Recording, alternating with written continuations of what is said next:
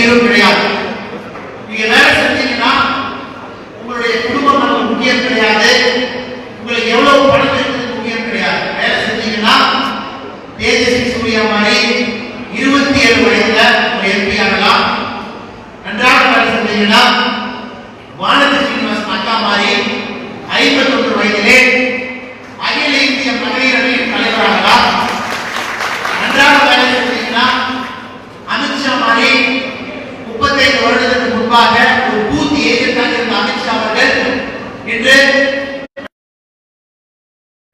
பாஜகவின் தலைவர் 2 முறை, இப்ப உள்துறை அமைச்சர். இந்த கட்சியில மட்டும்தான் உண்மையான உழைப்புக்கு ஊதியம் கிடைக்கும், வேற எந்த கட்சியிலும் கிடைக்காது. அதனால இளைஞர்கள் பெரிய அளவில் பாஜக கிடைச்சிருக்கீங்க. அடுத்த 30-35 வருடங்கள் நீங்கள் அனைவருமே நம்முடைய நாட்டிலே மிகப்பெரிய தலைவர்களாக வர வேண்டும் என்பது என்னுடைய கோரிக்கை. அதே ஒரே ஒரு ஆசை, கட்சியில சேர்ந்து படிப்படியாக உழைத்து தமிழகத்தில் பாஜக ஆட்சியை கொண்டு வருவது மட்டுமல்லாமல் இந்தியாவில் இருக்கக்கூடிய அனைத்து பகுதிகளிலும் பாஜக ஆட்சி வர வேண்டும். அப்படி வரும்போது நீங்களும் வளர்ந்தீர்கள், கட்சியும் வளரும். ஒரு நாள் பாரத பிரதமர் நரேந்திர மோடி அவர்களை போல், அமித்ஷா அவர்களை போல் நீங்களும் வெளியில போய் போல வச்சிடும் அப்படிங்கிற எங்களுடைய ஒரு நம்பிக்கை, ஒரு கோரிக்கை. முதல் நாள் கட்சியில் இருக்கின்ற 1000 நபர்கள் அதை ஒரு கோலாக எடுத்துக்கணும். கட்சிக்காக நான் வேலை செய்வேன், கட்சிக்காக என்னுடைய நேரத்தை கொடுப்பேன், இந்த கட்சியை வளர்த்துவேன், அதன் மூலமாக கட்சி என்னை வளர்க்கும் அப்படிங்கிற நம்பிக்கை உங்களுக்கு இருக்க வேண்டும். அதே சமயம் இந்த கட்சியில வந்ததுக்கு அப்புறம் தமிழ்நாட்டில் நிறைய பேருக்கு தேசியம்னா இன்னும் தெரியாது, புரியல் இல்லை, ஆன்மீகம் என்ற புரிதல் கிடையாது. உங்களை ட்விட்டர்ல உங்க பேரை ஓட்டுவாங்க, பேஸ்புக்ல இருக்கீங்க, உங்களை பற்றி தவறான பதிவெல்லாம் போடுவாங்க. ஏன்னா கட்சியில் யாரெல்லாம் இளைஞர்கள் சேர்றீங்களோ அதை அனைத்தையும் துணிவாக எதிர்கொள்ள வேண்டும். என்னதான் பிஜேபி பற்றி தப்பா மக்கள் சொன்னா கூட ஒரு நாளும் கூட தப்பாக சொன்ன ஒரு நபரும் பிஜேபி சேர்ந்து விட்டார். ஞாபகம் இருக்கு, நேற்று நான் காங்கிரஸ் இருக்கும்போது நம்முடைய திராவிட கட்சிகள் நடந்த ஒரு சேனல் அவர் என்ன பேட்டி எடுக்கிறாரு, ஒரு 10 நிமிஷம் காரணமாக பேட்டி எடுக்கிறார். அது முடிச்சுட்டு அவருடைய பையன் நம்ம ஒரு செல்ஃபி கேட்கணும்னு கேட்கிறாரு.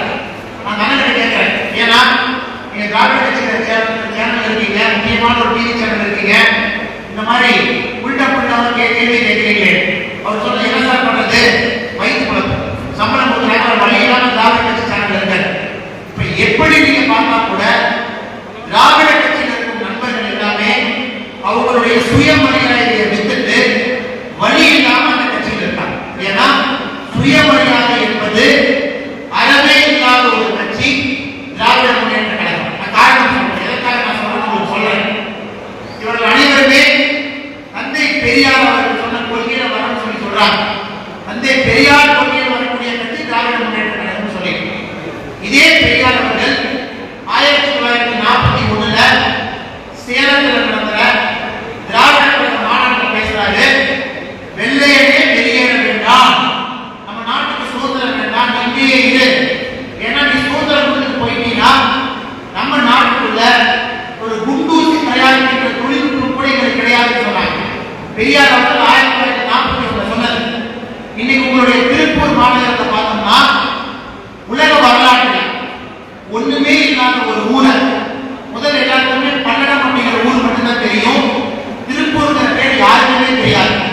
தனி மனிதனாக உங்களுடைய உழைப்பிலே திருப்பூர் என்கின்ற ஒரு நகரத்தை உலகத்தில் இருக்கக்கூடிய அனைத்து நண்பர்களுக்கும் தெரியப்படுத்திருக்கிறீர்கள். காரணம் என்னன்னா, உங்களால் ஒரு பொருளை உருவாக்க முடியும், தரமான ஒரு பொருளை உருவாக்க முடியும், உருவாக்குவது மட்டுமல்லாமல் உலகத்தில் போய் அதை விற்க முடியும். இதே பெயர் 1940 சொன்னாரு, இந்திய நாள் எந்த ஒரு தரமான பொருளை உற்பத்தி செய்ய முடியாது, எங்க நாட்டை விட்டு போகாதீங்க. இது ஆச்சரியமான விஷயம் என்னன்னா, நீங்க படித்த பாடப்புத்தகத்தில் இல்லை, இது எதுவுமே கிடையாது. பெரியார் என்பதற்கு ஒரே ஒரு பாடப்புத்தகத்தில் என்ன சொல்லியிருக்காங்கன்னா, கள்ளுக்கடை போராட்டத்தை எதிர்த்து தன்னுடைய 500 தென்னை மரத்தை வெட்டி வீழ்த்தினார் பெரியார் எழுதியிருக்காங்க. பெரியார் 10,000 மரத்துல 500 மரத்தை வெட்டினார், விடுங்க. திராவிட முன்னேற்ற கழகம் 1967 ஆட்சியில் இருக்கு. தமிழ்நாட்டில் இருக்கக்கூடிய பாடப்புத்தகத்தை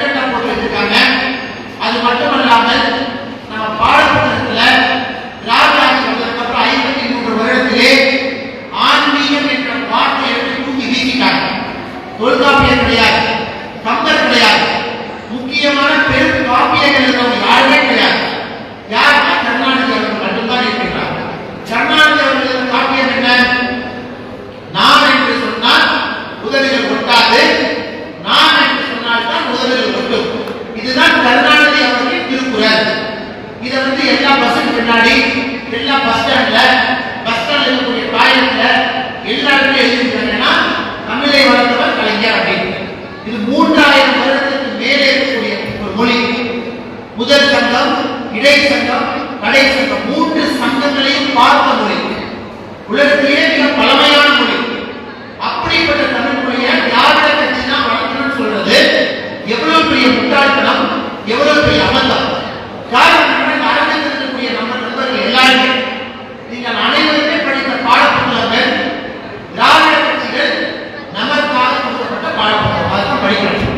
அதனாலதான் நமக்கு சிலப்பதிகாரம் மேல ஒரு பெரிய ஒரு மரியாதை கிடையாது, தொல்காப்பியம் மேல ஒரு மரியாதை கிடையாது, சீவ சிந்தாமணி ஒரு மரியாதை கிடையாது, திருக்குறள் மேல மரியாதை கிடையாது.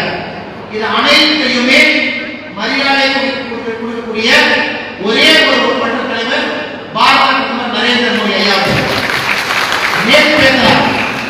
நேற்று காலை நரேந்திர மோடி அவர்கள் நம்முடைய மிகப்பெரிய தமிழ் புலவர் பாரதியார் அவர்களை பற்றி பேசுறார். பேசுற பாரதியார் அவர்களுடைய ஒரு பாடலை முழுமையாக பாரத பிரதமர் நரேந்திர மோடி அவர் தமிழை நேற்று பாடினார். சர்தார் வல்லபாய் பட்டேலுடைய நிகழ்ச்சியில் நேற்று பாரத பிரதமர் முதல் முறையாக பாரதியார் அவர்களுடைய ஒரு பாட்டை முழுமையாக தமிழ பாடுறார்.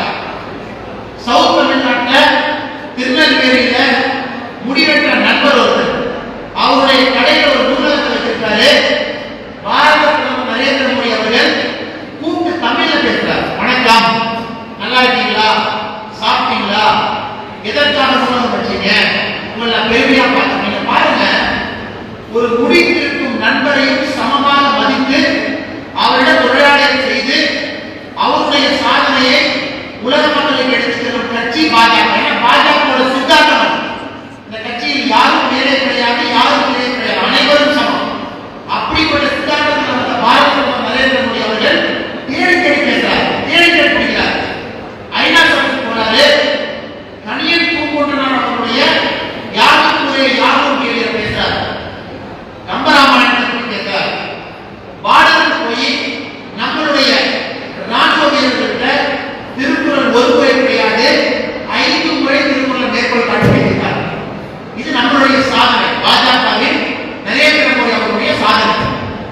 திராவிட முன்னேற்ற கழகம் அதனுடைய தலைவர் மு.க. ஸ்டாலின் அவர்கள், நான் கொடுத்தது ஒரே ஒரு தலைப்பு தான், நீங்க ஒரு திருக்குறள்ல ஒரு பேப்பர் இல்லாம படிச்சுப்பாங்க.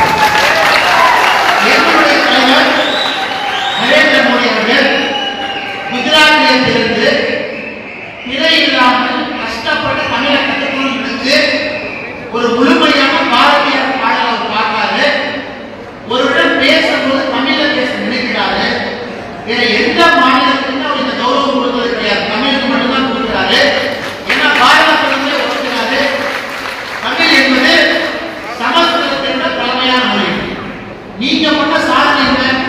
53 வருடமாக நான் படித்த பாடப்புத்தகத்தை, நீங்க படித்த பாடப்புத்தகத்தை, நீங்க படித்த பாடப்புத்தகத்தை மாற்றி பெரியார் 500 மரத்தை வெட்டினது மட்டும் ஒரு சாதனையா சொல்றீங்க. கலைஞர் கருணாநிதி அவர்களுக்கு ஒரு சாப்டர் வச்சிருக்கீங்க. முக்கியமான தமிழை வளர்த்த ஆண்டோர்கள் சான்றோர்கள் யாரும் கிடையாது. மிகப்பெரிய பேரரசர் ராஜராஜ சோழன் கிடையாது, ராஜேந்திர சோழன் கிடையாது, செங்கன் சோழன் கிடையாது, கரிகால சோழன் கிடையாது, தமிழை வளர்த்த மாமனிகள் யாரும் கிடையாது, அவ்வையார் கிடையாது, யாருமே இல்லை. உங்களுடைய குடும்பத்தை மட்டும் மையப்படுத்தி தமிழை நீங்க மட்டும் வளர்க்கலாம் சொல்றீங்க. எனக்கு தெரியும் 2021 திராவிட முன்னேற்ற கழகம் ஆட்சிக்கு வந்தால் மாபெரும் தமிழ் தலைவர் யாருன்னா நம்மளுடைய உதயநிதி ஸ்டாலின் அப்படிங்கிற சாப்டர் கொண்டு வருவார். இதைத்தான் பாஜக கொண்டு வந்திருக்கும் புதிய கல்விக் கொள்கையிலே நாம இதை சொல்றோம். கல்வி என்பது உங்கள் தாய்மொழியிலே இருக்கிறது. உங்கள் எல்லா குழந்தையும் 5வது வரைக்கும் தமிழை படிக்கணும். உங்களுடைய ஆண்டோர்களை சான்றோர்களை தெரிந்து கொள்ள வேண்டும். 2000 வருஷத்துக்கு முன்னாடி யார் இருந்தாங்க, 1000 வருஷத்துக்கு முன்னாடி யார் இருந்தாங்க, இதெல்லாம் தெரியும். புதிய கல்விக் கொள்கையின் நோக்கமே திராவிட முன்னேற்ற கழகம் போன்ற கட்சிகள்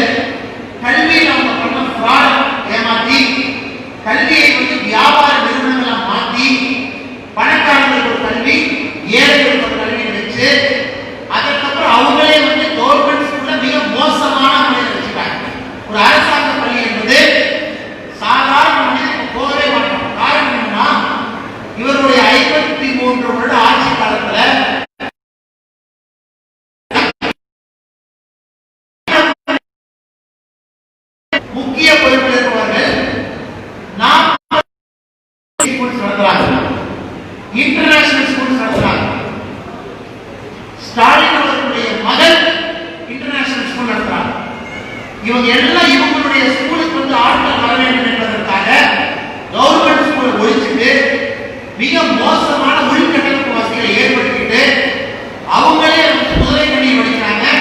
நீட்னால கவர்மெண்ட் ஸ்கூல் ஸ்டூடெண்ட்ஸ் வந்து டாக்டர் ஆக முடியல, டாக்டர் ஆக முடியல, டாக்டர் ஆக முடியல. எப்படிப்பட்ட ஒரு வஞ்சகம் பாருங்க. உங்களுடைய கல்வி நிறைய சொல்லுவேன். நீங்க பாருங்க, டிஎம்சி அமைச்சர்கள் எவ்வளவு இன்ஜினியரிங் காலேஜ் நடத்துறாங்க. கலைஞர் அவருடைய பேர் ஒரு இன்ஜினியரிங் காலேஜ் இருக்கு. திருவண்ணாமலை போங்க, அங்க இருக்கக்கூடிய அமைச்சர் இன்ஜினியரிங் காலேஜ் நடத்துறாங்க. கோயம்புத்தூர்ல முன்னாடி இருந்த அமைச்சர் 2 இன்ஜினியரிங் காலேஜ் நடத்துறாரு. நீங்க எல்லாமே தமிழ்நாட்டில் இன்ஜினியரிங் காலேஜ் ஆரம்பிச்சு சும்மா இருந்த நாட்டோட கல்வி முறையை வந்து சிதறப்படுத்தி குவாலிட்டியா இருந்த தமிழர்கள் வந்து ஒழிச்சு, நான் என்று சொன்னால் உதவிகள் ஒட்டாது, நாம் என்று சொன்னால் உதவிகள் மட்டும்தான் ஒட்டும் அப்படிங்கிற ஒரு திருக்குறளை நீங்க வச்சு மக்கள் எல்லாத்தையும் ஏமாற்றி ஒரு பெருமை வாழ்ந்த தமிழனை கல்வியில வந்து நீங்க தலைமொழி வச்சிருக்கீங்க. அதான் நீங்க திராவிட கட்சிகள் பண்ண சாதனை. அது மட்டும் இல்லை, நவோதயா ஸ்கூல் தமிழ்நாட்டுக்கு வேண்டாம், நவோதயா ஸ்கூலே வேண்டாம். உங்களுக்கு நவோதயா ஸ்கூல் என்ன? நவோதயா ஸ்கூல் என்பது அடிப்படை வசதி இல்லாத ஒரு மனிதன், ஆட்டோ டிரைவர், ஒரு மிருக வேலையாளர், நடுத்தரத்துக்கு கீழே இருக்கிற மனிதருக்கு பிரையாரிட்டி கொடுக்கப்படுகின்றதுதான் நவோதயா ஸ்கூல். அது அவங்களுக்கு தான் முன்னுரிமை. கேந்திரிய வித்யாலயம் என்பது அரசாங்கத்தில் வேலை செய்யக்கூடியவர்கள் டிரான்ஸ்பர் ஆகும்போது அவங்களுக்காக கட்டப்பட்டதுதான் கேந்திரிய வித்யாலயம். கேபி என்பது அரசாங்கத்தில் வேலை செய்யக்கூடியவர்கள் மக்களுக்கு முன்னுரிமைக்காக கட்டப்பட்டது. நவோதயா என்பது கீழே இருக்கிறவர்கள் மக்களுக்கு தமிழ்நாட்டில் பாருங்க. எங்களுக்கு நவோதயா ஸ்கூல் வேண்டாம். ஏன்னா நவோதயா ஸ்கூல் வந்துச்சுன்னா ஹிந்தி சொல்லி கொடுத்துருவாங்க. இதை சொல்றது யாருங்க? டிஎம்கேவோட எம்பி. இதே டிஎம்கே எம்பி எல்லாமே போட்டி போட்டுட்டு கேந்திரிய வித்யாலயா ஸ்கூல் ஒரு ஸ்கூல்ல ஒரு எம்பிக்கு 10 சீட் அரசு கொடுத்தது. அவங்க நாமினேட் பண்ணிருக்காங்க. தமிழ்நாட்டில் இருக்கக்கூடிய அனைத்து திராவிட முன்னேற்ற கழக எம்பி அவங்களும் போட்டி போட்டு அந்த 10 சீட்டையும் வித்து 10 பேர்த்த நாமினேட் பண்ண லெட்டர் ஆன்லைன் பண்ணி நீங்க பார்த்துட்டு என்ன ஒரு இயற்கை நாடகம். ஒரு பக்கம் நவோதயா ஸ்கூல் வேண்டாம், ஒரு பக்கம் கேவி ஸ்கூல் வேண்டாம், ஒரு பக்கம் தமிழை வளர்த்துகின்றேன் என்ற பேர் வழியாக தமிழ்நாட்டுடைய ஆண்டோர்கள் சான்றோர்கள் எல்லாத்தையும் ஒழிச்சு கட்டிட்டு இப்ப இருக்கக்கூடிய தமிழ் ஸ்டூடெண்ட் போய் ராஜராஜ சோழன் தஞ்சை பெரிய கோயில் எப்ப கட்டினாலும் தெரியாது.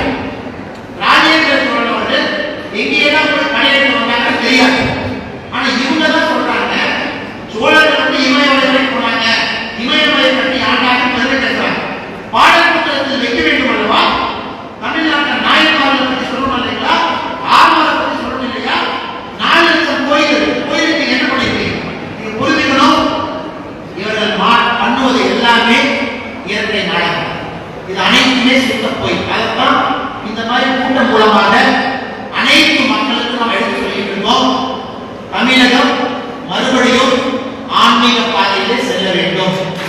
தமிழகம் தேசிய நீரோட்டத்திலே இணைய வேண்டும். எதுவுமே தமிழ்நாட்டுக்கு வேண்டாம், எதுவுமே வேண்டாம் அப்படிங்கிறது தமிழ்நாட்டில் திராவிட கட்சிகள் நிலைப்பாடு. எதுவும் வேண்டாம், எது வேண்டாம் எப்படி கொடுப்பாங்க?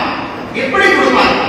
மோடி அவர்கள் அதையும் தாண்டி தமிழ்நாட்டுக்கு பிஜேபி ஆட்சியில் இருக்கக்கூடிய ஒரு மாநிலத்துக்கு நம்முடைய மாவட்ட தலைவர் சொன்னார், பிஜேபி ஆட்சியில் இருக்கக்கூடிய மாநிலத்துக்கு 6 ஸ்மார்ட் சிட்டி கொடுக்கிறாரு. ஒரு எம்எல்ஏ கூட இல்லாத தமிழ்நாட்டுக்கு 12 ஸ்மார்ட் சிட்டி கொடுக்கிறாரு. முத்ரா திருப்பூர் மாநிலத்திலே அதிக அளவிலே முத்ரா கடன் வாங்கி எல்லாம் சந்தோஷமா கடன் வாங்கிருக்கீங்க, பயனாளிருக்கீங்க. இந்தியாவிலேயே தமிழ்நாடு தான் அதிகமாக முத்ரா பயனாளிகளை கொண்டுள்ளது. 1,64,00,000 பேர் தமிழ்நாட்டில் இருக்காங்க. மோடி அவர்கள் வந்து தமிழ்நாட்டில் ஆட்சியில் இருக்குமா, நமக்கு எம்எல்ஏ ஓட்டு போட்டாங்களா, எம்பி ஓட்டு போட்டாங்களா பார்க்கலாம். உண்மையாலுமே தமிழகத்துக்கு பாஜக ஆட்சிக்கு வந்ததுக்கு அப்புறம் மக்கள் பயனடைந்து கொண்டிருக்கிறார்கள். நம்முடைய ஒரே ஒரு நோக்கம் என்னன்னா, மத்தியிலும் தாமரை, மாநிலத்திலும் தாமரை. 2 பக்கம் தாமரை இருக்குன்னா மத்தியில் எவ்வளவு மோடி அவர்கள் ஆட்சி கொடுக்கிறார்களோ அதே போல மாநிலத்திலும் மிக சிறப்பாக நம்முடைய தலைவர்கள் இருக்காங்க. அவர்களை வைத்து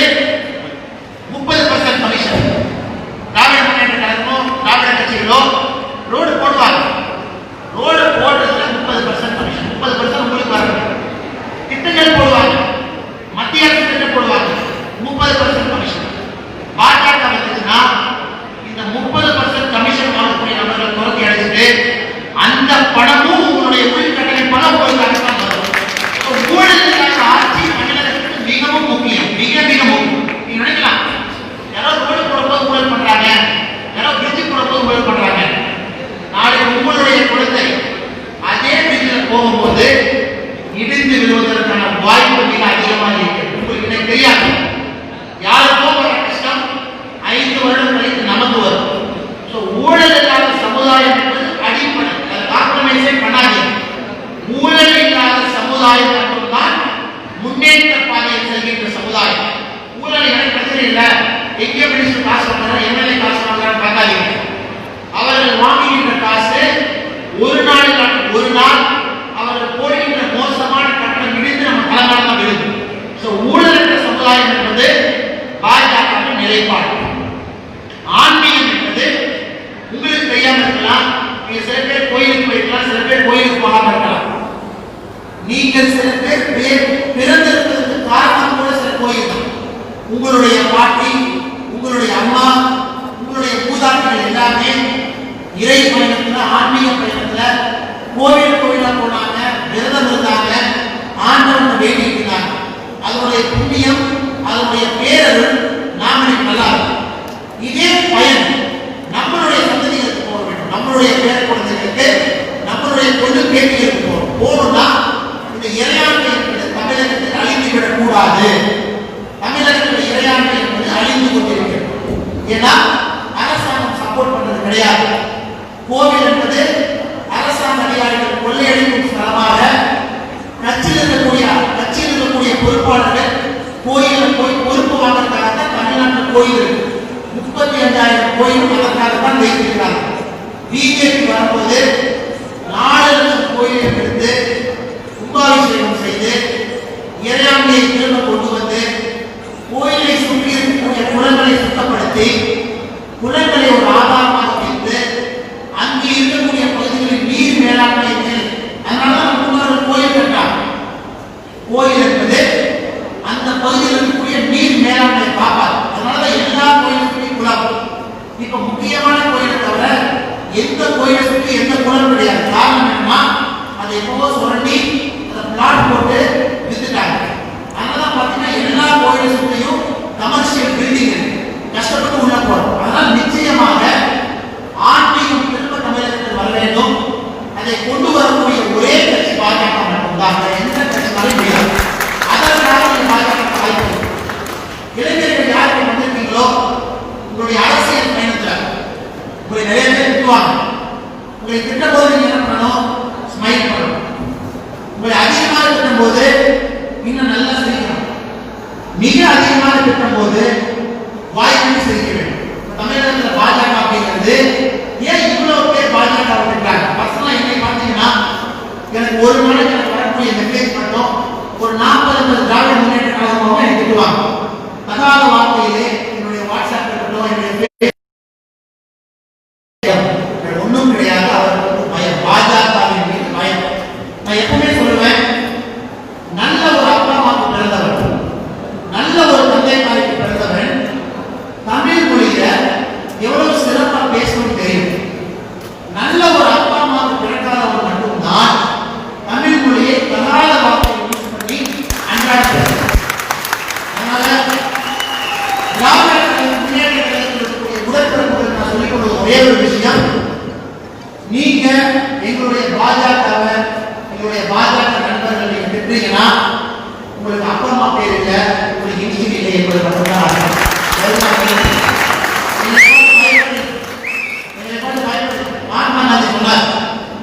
முதலில் உடல் உன்னை முட்டாள் என்று சொல்லும், அதற்கப்புறம் உன்னை ஒரு மாதிரி பார்க்கும், கொஞ்ச நாள் கழிச்சு பக்கத்தில் வரும், ரொம்ப நாள் கழிச்சு உன்னை அழைக்கும் அப்படின்னு. இது மகாத்மா காந்தி அவர்கள் பல காலத்துக்கு முன்னாடி சொன்னது.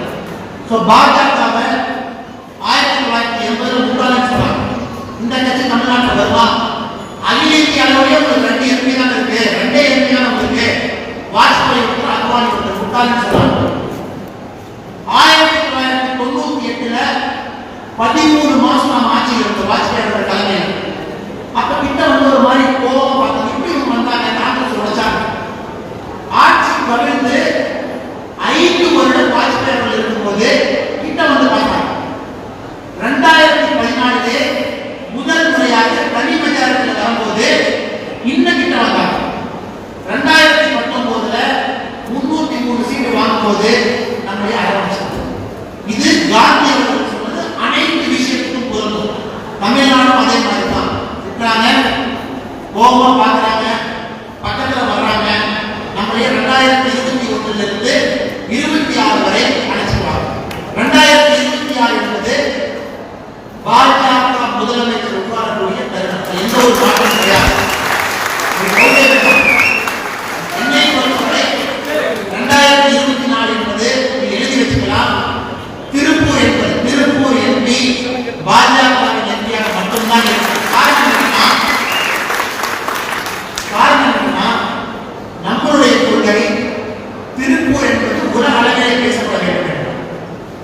திராவிட முன்னேற்ற கழகத்தின் கொள்கை திருப்பூர் என்பது இங்கே இருக்கக்கூடிய பணம் படைத்தவர்கள் யார் இருக்கிறாங்க, அவங்களுடைய கட்சி நிதி வசூல் பண்றது மட்டும்தான் திருப்பூரை வச்சுக்கணும்னு சொல்லிட்டு திராவிட முன்னேற்ற கழகம் பார்க்குது. 2024 நீங்க தேர்ந்தெடுக்கக்கூடிய எம்பி அவர்கள், பாஜக எம்பி அவர்கள் நம்மளுடைய அரசுடன் சேர்ந்து திருப்பூர் என்பது உலக அளவில் மேப் போய் போட்டுருவோம். அதனால நீங்க யோசிக்கவே வேண்டாம். 2024 வருவோம். 2021 என்பது நம்மளுடைய சட்டமன்ற தேர்தலிலே பாஜக மிக பெரிய அளவில் எப்பவுமே பார்த்தீங்கன்னா ஒரு காட்டாற்று வெள்ளம் கிளம்புறது கூட ஒரு சவுண்ட் வரும், வெள்ளம் புறப்பட்டு வரும், லாஸ்ட் அடிச்சுட்டு போயிடும். 2021 என்பது இரட்டை விகிதத்திலே நம்மளுடைய எம்எல்ஏ போய் சென்னையில் போய் உட்காருவாங்க. டவுட்டே வேண்டாம். கொங்கு மண்டல பகுதியிலே மிக அதிகமாக உட்காருவாங்க. ஏன் கான்பிடண்டா 2026 சொல்றோம் அப்படின்னாங்க, பாஜக பெரிய 1000 பேர் சேர்ந்துருக்கு. தாராபுரத்தில் 1000 பேர் எங்க போனாலும் கூட்டம் சேர்றாங்க. காரணம் என்னன்னா இருக்கக்கூடிய தலைவர்கள் நம்புறீங்க, பாரத பிரதமர் மோடி அவர்கள் நம்புறீங்க, கட்சியோட சித்தாந்தத்தை நம்புறீங்க, அனைவரும் எல்லாத்தையும் நம்புறதுனால நீங்களும் அவர்களாக மாறிக்கொள்கிறீர்கள். அவர்களுடைய தன்மை உங்களுக்கு ஆல்ரெடி வந்துவிட்டது. தேசிய ஆன்மீகம் என்கின்ற தன்மை உங்களுக்கு வந்துருச்சு. ஆனால் நெக்ஸ்ட் ஒரு 6 மாசம் நீங்க எல்லாம் என்ஜாய் பண்ணணும். பாஜக இன்னும் அதிகமா திட்டுவாங்க. இப்ப திட்டத்தெல்லாம் குறையுதான். இந்த பகுதியில என்னுடைய நண்பர் ஒருத்தர் இருக்காரு. அவர் என்ன பண்ணாருன்னா, இந்த ஜல்லிக்கட்டு எல்லாம் போராட்டம் நடக்கும் போது அவர் நான் ஜல்லிக்கட்டை நாட்டு மாட்டை காப்பாற்றுறேன்னு சொல்லிட்டு நண்பர் காந்தியத்தை சேர்ந்த நண்பர் சென்னையில போய் போராட்டம் பண்ணார். மக்கள் ஒரு பின்னாடி போனாங்க. எல்லாம் முடிஞ்சு ரீசெண்டா எனக்கு ஒரு டிஎம்கே டிபேட் நடக்க வேண்டிய ஒரு தருணம். அந்த நண்பர் போன் பண்ணி சொன்னாரு, நான் டிபேட் வரேன். நான் சொல்லியிருந்தேன், வேலை இல்லாதவங்க டிபேட் வராதீங்க, எல்லாம் அதிகமா அதுக்கு ஒரு தம்பி நான் டிஎம்கே மெம்பர் பா. நான் கேட்டேன், எப்ப நான் மெம்பர்? 1996 மெம்பர் பண்ணாங்க. அப்ப எதுக்கு நீங்க ஜல்லிக்கட்டு போராட்டத்தில் டிஎம்கே பேரே சொல்லி, டிஎம்கே பேர் சொன்னா அசிங்கமா போயிருக்கும். அதனாலதான் நான் பேர் சொன்னேன், டிபேட் கூப்பிடு. இப்ப அவருடைய வாடிக்கை என்னன்னா, வாரம் ஒரு தொலைபேசி உரையாடல் அவரே போறாரு. அவருடைய மாமாட்ட அவருடைய அத்தையில தொலைபேசி உரையாடுற மாதிரியும் நம்ம பாஜக பத்தி விமர்சனம் பண்ற மாதிரியும் அவர்கள் இந்த மாதிரி நிறைய பேர் பொது பகுதியில் வேலையெல்லாம் சொல்லிட்டு இருக்காங்க. அவர் நான் சொல்ற ஒரே ஒரு விஷயம் என்னன்னா, நீங்கள் உங்களை பார்த்து அசிங்கப்பட வேண்டும். ஒரு உதயநிதி ஸ்டாலின் மாதிரி ஒரு தலைவர், இதற்கும் லாயக்கில்லாத ஒரு மனிதன், ஒரே ஒரு விஷயம் அவர் செய்து திராவிட முன்னேற்ற கழகத்தில் பிறக்க வேண்டிய இடத்தில் பிறந்த ஒரு மனிதனை 35 வருஷம் இல்லாத ஒரு பையன் எந்த ஒரு விஷயமும் செய்யல. 4 படத்தில் நடிச்சிருக்காரு. நார்த் இந்தியன் நடிகர்களோடு நடிச்சுட்டு தமிழ் ஹிந்தி தெரியாத போராட்டம் ட்விட்டர்ல போறாரு. அவர்களை போய் நீங்க தலைவராக இருக்கிறதுக்கு அப்புறம் உங்ககிட்ட நான் டிபேட் பண்ணா அது எனக்கு அசிங்கம்.